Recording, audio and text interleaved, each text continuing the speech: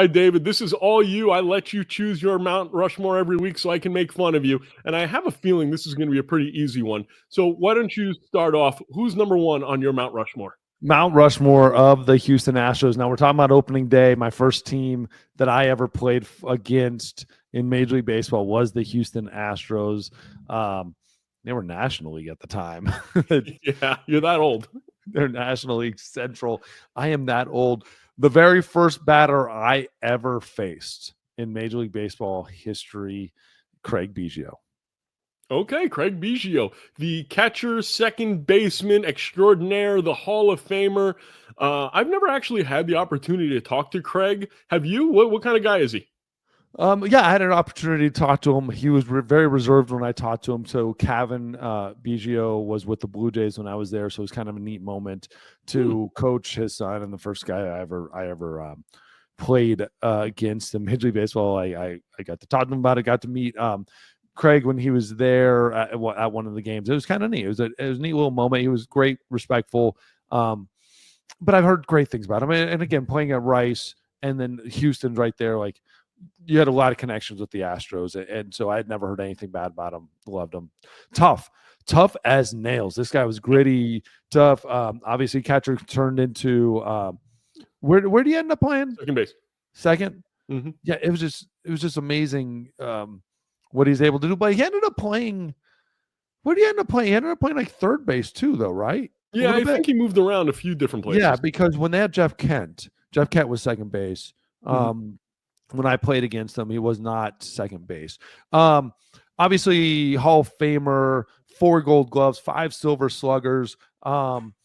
He franchise all-time leader in hits, runs, doubles, hit by pitch. I mean, the hit by pitch thing, it was always like fun because that's like he always got hit by pitch. Just gritty little guy. He was like Altuve before Altuve. Okay. Who do you have next? I got a feeling it's going to be another B person. Another B. I gotta go Jeff Bagwell. Actually, the number one Astro in WAR over a career. This guy was like, his batting stance was just iconic. Power. 15 years with the Astros, 297 batting average, 1,500 RBIs, 449 home runs. The all-time leader for the Astros in both of those, 4-time All-Star, 3 Silver Slugger, Gold Glove, Hall of Famer. Dude, like forearms and just the way. Yeah, I see the way he sat in the box. It looks like he's on a freaking horse. What? He looks like he's sitting on a horse. Yeah, he was just, dude. His legs were just monster. Yeah, just a stud. All right, who do you got next? Who do I have next? I've got Jose Cruz.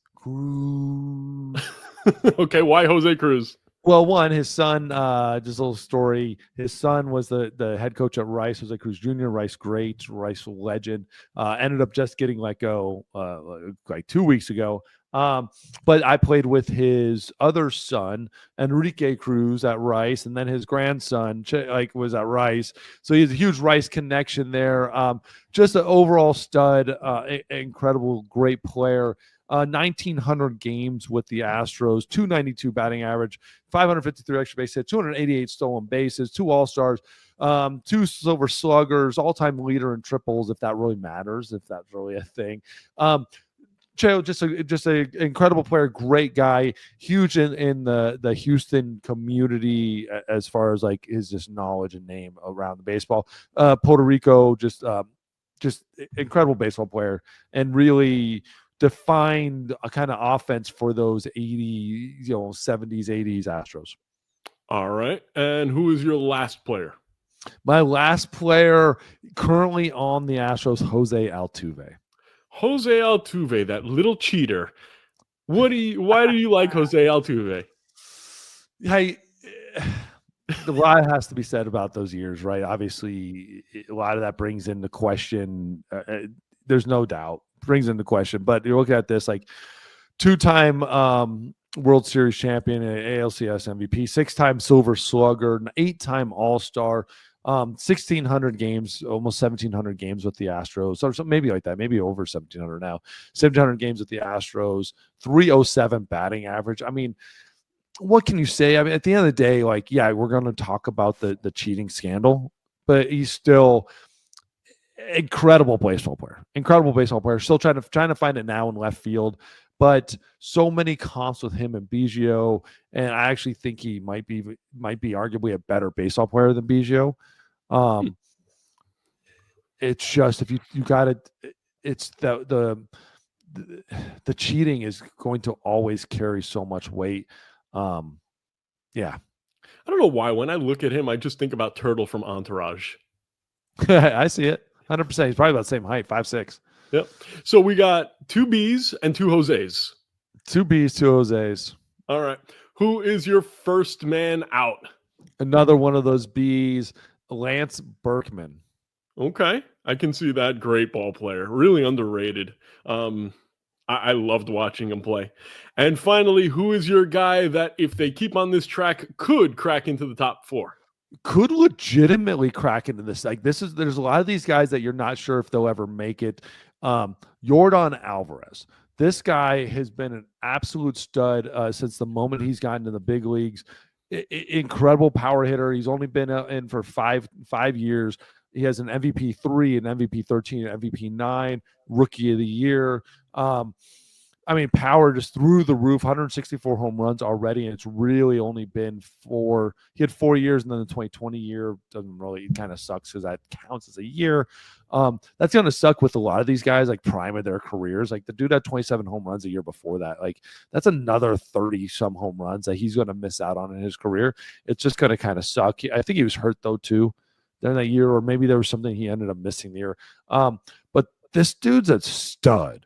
And he has a borderline chance of passing Altuve. I just don't know if he'll ever pass him in Astro love and like the World Series and like the kind of being the captain of the team and being the guy that you always like couldn't do it and then he did type of thing. Yordan is the complete opposite of that. He's a monster, but he is going to be looked upon at one day as one of the best Astros to have ever walked the Astrosism. Then there's great players that didn't make this list, and that's the thing about it. Like there's Nolan Ryan, right? And there's some other players that spent some time in for the Astros that just didn't play there long enough. I mean, even Randy Johnson, his years are like wow, like Roger Clemens, like, but these guys just didn't spend and have enough of their time, and even Beltran, like.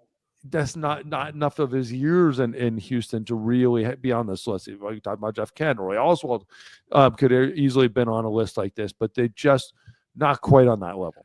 See, it's interesting. You mentioned Nolan Ryan, and I was looking at Nolan Ryan's numbers before, and Nolan Ryan spent more time in Houston than he did any other team. Yep. Yeah. But he's not on your list over here, so it makes me wonder where you're going to put Nolan Ryan. But we'll talk about that another time.